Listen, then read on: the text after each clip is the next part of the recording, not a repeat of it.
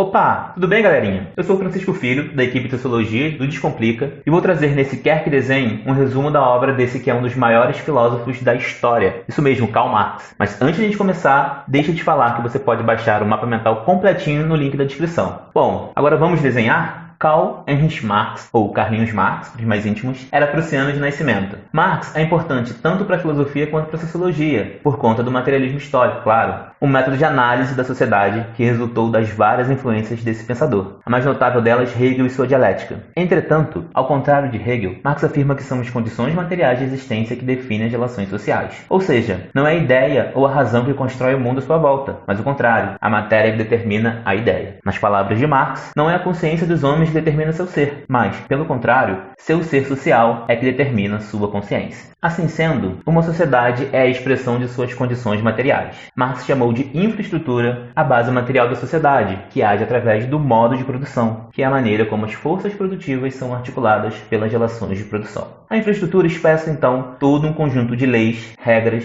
valores e ideias, que servirão de suporte ideológico dessa base material. Essa é a superestrutura, o nível ideológico e político-jurídico da sociedade. Toda elite tentará justificar seu poder através de um conjunto de ideias. Produz, assim, representações da realidade que atendem aos seus interesses e lhes permitem continuar a exercer seu domínio sobre as demais classes sociais. Dessa forma, as ideologias da classe dominante tendem a se tornar a representação da realidade de todas as classes. É mais fácil trabalhadores acreditarem que o desemprego crescente é consequência de sua falta de qualificação e não na transformação na base material provocada por estratégias de maximização do lucro por parte da burguesia, por força da reprodução da ideologia. Para Marx, numa perspectiva histórica, todas as sociedades mantêm relações sociais de produção exploratórias, com uma elite detendo controle sobre a riqueza produzida pela classe oprimida. Nas relações sociais de produção do capitalismo, são observadas duas principais classes, que são posições ocupadas nessas relações. A burguesia, que controla os meios de produção e explora o proletário pela mais-valia, e o proletariado, aqueles que nada possuem além da sua capacidade de agregar valor pelo trabalho, e precisam por isso mesmo vender sua força de trabalho. Essas classes estão em constante conflito, chamado por Marx de luta de classes. Essa tensão decorrente da exploração de uma classe sobre a outra acontece porque os burgueses visam sempre maximizar seu lucro. Lembre sempre que o acúmulo é o objetivo do capitalismo.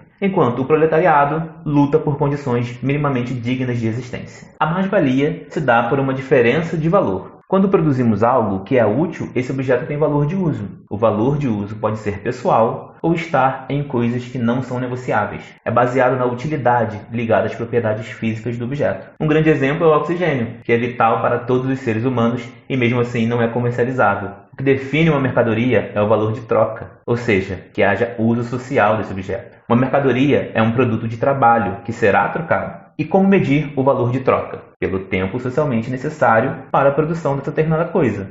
Se leva 3 horas para produzir um sapato e 6 para produzir uma lâmpada, então 2 sapatos valem uma lâmpada. Na mais-valia, o valor pago pelo burguês ao proletário para a produção das mercadorias e o valor que essas mercadorias alcançam no mercado são diferentes. Ou seja, quando usa a força de trabalho comprada do proletariado, a burguesia gera mais valor, já que o trabalho agrega valor à mercadoria, que necessita para remunerar por esse trabalho. Essa diferença só é possível porque o valor de uso da força de trabalho é maior que o valor de troca. No modo de produção capitalista, não são as pessoas o objetivo da produção, a satisfação de suas necessidades, mas a produção em si. Isso possibilita uma gestão fragmentada e eficiente do trabalho. Por não acessar, controlar e aproveitar o resultado pleno de seu trabalho, o trabalhador sofre a alienação, afastado daquilo que, no fim das contas, é o seu espelho. As consequências sociais do afastamento entre o trabalhador e o produto do seu trabalho são ignoradas. Como desdobramento, a própria organização da sociedade se fragmenta. As atividades econômicas, as profissões, as artes, o saber e etc.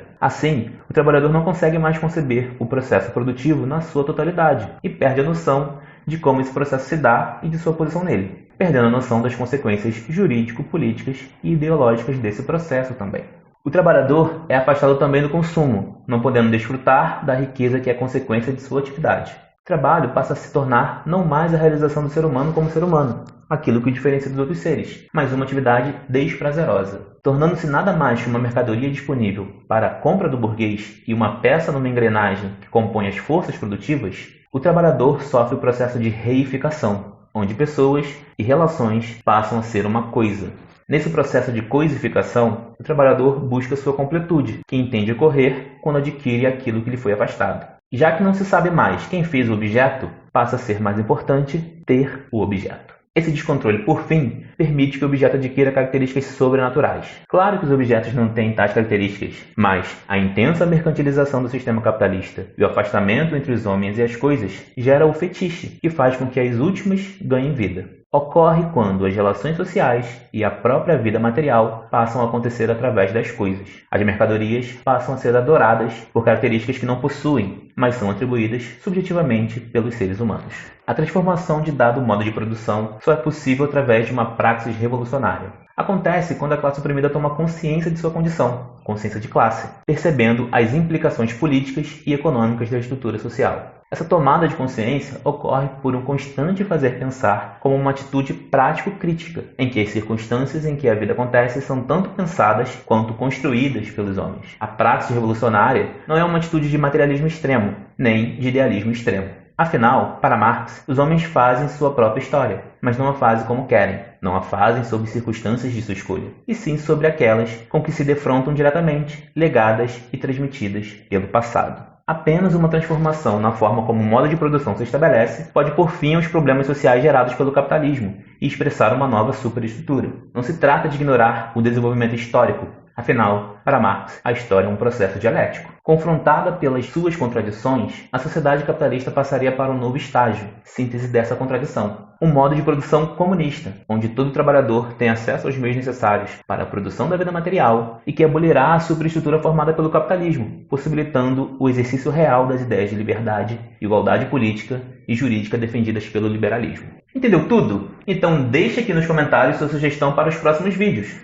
Não esquece de se inscrever no canal e ativar o sininho das notificações para não perder mais nenhum conteúdo. E lógico que o conteúdo completo, concurso, cronograma, planejamento de estudos e muito mais, você encontra assinando Descomplica. O link para assinar com desconto você encontra na descrição. Lá você também vai encontrar um mapa mental completo. Para baixar, é só clicar no link. Valeu e até o próximo vídeo!